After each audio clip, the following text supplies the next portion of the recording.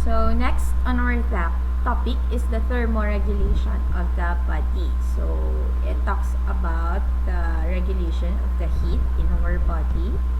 So why regulation of the body temperature is required? So the enzyme of the body work in optimal temperature, as we have discussed before, that the enzymes has to maintain that optimal temperature, which is 37 degrees Celsius, for our enzymes in the body to work well, because enzymes cannot function very well if there is no cofactor that will pair with the enzyme, and this enzyme has a specific shape with a specific cofactor also. If this shape of the enzyme is being destroyed because of the high temperature, so of course some of the functions in our body also will slower down the process. So speed of chemical reaction varies with temperature. Very low temperature leads to cardiac fibrillation and failure. So ang lower lethal core temperature is 26 degrees Celsius. And then very high temperature leads to heat stroke. This is the upper lethal core temperature, 43.5 degrees Celsius. Body temperature normal is 37 degrees Celsius or 98.6 degrees Fahrenheit. The range is from 36.3 to 37.1 degrees Celsius.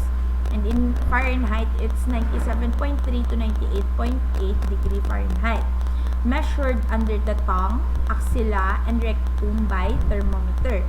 Oral temperature is 0.50 degrees Celsius less than the core body temperature or the rectal temperature. So, less 0.50 degrees Celsius ang aton nga oral temperature kaysa sa aton nga rectal nga temperature. Temperature with consequences, 40 to 44 degrees Celsius, we have the heat stroke with multiple organ failure and brain lesion na. Kung ang aton body temperature, it's from 40 to 44 degrees Celsius na, multiple organ failure and brain lesion. 38 to 40 degrees Celsius, we have the hyperthermia as a result of fever or exercise. During the exercise, if we have the extreme effort or extreme running, ang aton body nagaproduce ang heat also. 36 to 38 degrees Celsius is the normal range for our body. 34 to 36, we have the mild hypothermia. It's because less than the normal range already. 30 to 34 degrees Celsius, impairment of temperature regulation. There is a problem in our body why we cannot regulate the temperature. 27 to 29 degrees Celsius, we have the cardiac fibrillation. So, factors affecting body temperature. Number 1 is the age. Mga infant, no, we have 0.5 degrees Celsius more than normal due to irregular activity, brown fat, premature thermoregulator mechanism. So, old age, subnormal temperature due to decreased activity, low basal metabolism nga rate, weak thermoregulator nga mechanism. So, kung magtigulang, diba galas ang movement na naton, gahilinay na, parang hindi madanlog, or galeser ang aton nga activity. That's why ang aton nga temperature in the body also naga-subnormalize na siya. Next is the sex. Female's body temperature is slightly low due to low nga basal metabolism rate, more subcutaneous fat, and the temperature increases 0.5 degrees Celsius at the time of ovulation or progesterone effects in the females nasa. So next is diurnal variation. Ano maghambal kita diurnal? This is it speaks about sa aton nga urination, diurnal, no? So it's up to 1.5 degrees Celsius, lowest in morning and maximum in the evening. So ang aton nga day and night man nga naga-involve dira ang capacity natin sa pag-excrete sang aton nga mga water in the body, no? So naga-vary man na siya. Then diseases, you have the increase in hyperthyroidism, malignancy, kag decrease in hypothyroidism, meaning less less ang ginatawag nga body heat sa aton sa mga hypothyroid, may hypothyroidism, kag increase man ang temperature sa may hyperthyroidism kag sa may mga malignancy. Next is exercise. It can cause increase up to 40 to 41 degrees Celsius or 104 to 106 degree Fahrenheit. Inability of heat dissipating mechanism to handle that increased amount of heat. The body's rate of heat production can vary from 70 kilocalorie per hour at rest to 600 kilocalorie per hour during jogging. So, katabas ang iya nga difference. Emotional factor can increase approximately 2 degrees Celsius due to unconscious tensing of the muscles. So, kung may emotional nga stress, no? So, nag-tense up ang muscles and approximately nag-increase man siya 2 degrees Celsius sa aton nga body temperature. So, heat production.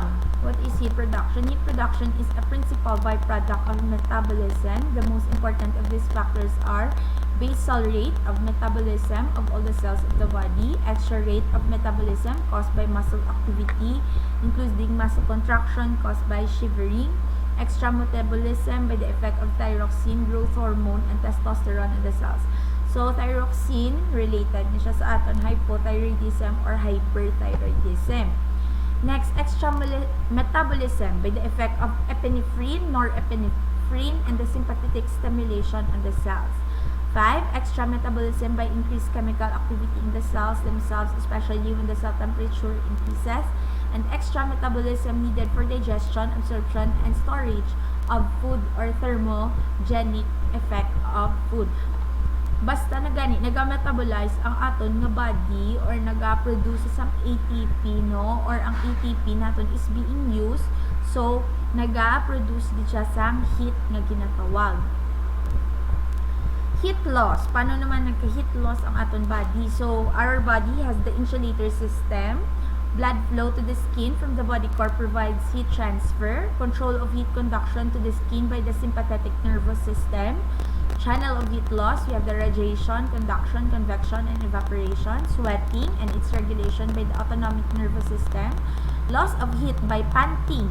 Role of the anterior hypothalamic preoptic area in the thermostatic detection of the temperature. Control of heat production. So, paano naton makontrol ang heat production sa aton nga lawas?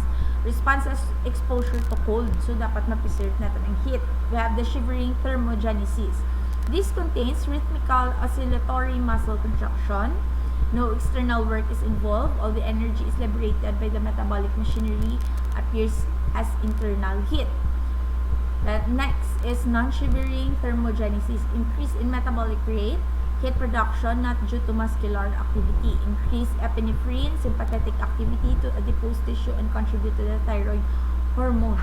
So this one, more on more on the hormones in the body for non-shivering. For the shivering, we have muscle contraction. Again, effector mechanism in temperature regulation. So, desired effect kung heat conservation or decrease in heat loss, anong mechanisms ang aton nga body.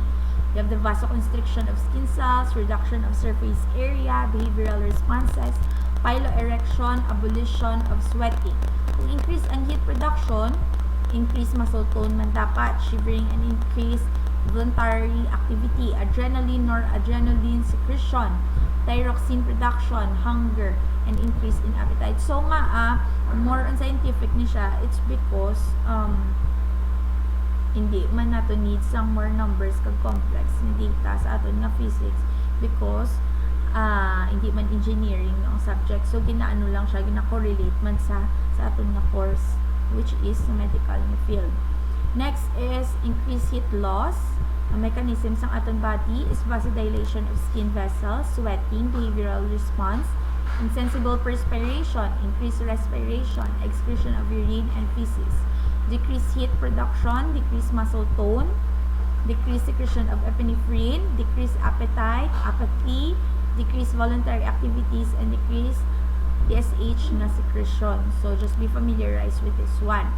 Fever and hyperthermia. Hyperthermia meaning above sa normal nga range ang aton nga temperature in the body. Fever is an elevation of body temperature due to a resetting of thermostat. So, 99 degree Fahrenheit ang aton nga normal pa nga ano no.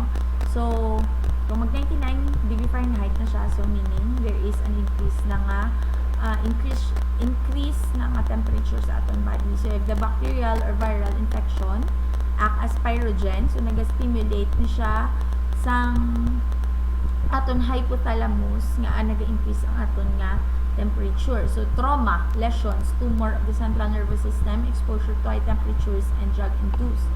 Characteristics of febrile condition. What do you mean by febrile? Meaning increase ang aton temperature. Increase heat production by shivering, rigor, and increased metabolism. Diminish heat loss by vasoconstriction. Skin is warm and flush. Subsides by sweating. Antibody production are high in fever. Many microorganisms are destroyed by fever. And hyperthermia slows the growth. So heat stroke, serious condition, high environmental temperature, overheating of the body, impaired sweating, hyperpyrexia for 410 degrees Celsius or 1060 degree Fahrenheit. So muna na maano na siya. 41 degrees Celsius rather, or 106 degree Fahrenheit. So hyperpyrexia. Symptoms, you have the headache, restlessness, mental confusion, delirium, convulsions, so CV collapse and coma. Death results if untreated. Temperature to be brought down to 100 degree Fahrenheit, 102 degree Fahrenheit with ice packs dapat. Hypothermia, reduction in temperature less than 35 degree Celsius. The body temperature has fallen below 28 degrees Celsius or 85 degree Fahrenheit. The ability of the hypothalamus to regulate temperature is lost, so there is ineffectivity of our hypothalamus. At 27 degrees Celsius, the metabolism is greatly reduced. Person exposed to ice water for 20 to 30 minutes ordinarily dies because of the heart fibrillation. So kung nakita natin sa mga movie, no, kung mga na ano na bala nadagdag sila sa mga example, mga ocean na may mga iceberg na very cold ang ano sang water, no. So ang heart naton nagaka-cardiac fibrillation. Sa symptoms, so decrease ang aton heart rate, unconscious state, cause exposure to low temperature, cardiac surgery where heart is stopped. Frostbite. Anong frostbite? When the body is exposed to extremely low temperature surface areas can freeze. The freezing is called the frostbite, especially in the lobes of the ears, tip of the nose, and the digits of the hands and feet, mainly mountaineering hazards. So sa mga naga-snow ni nga mga lugar, no?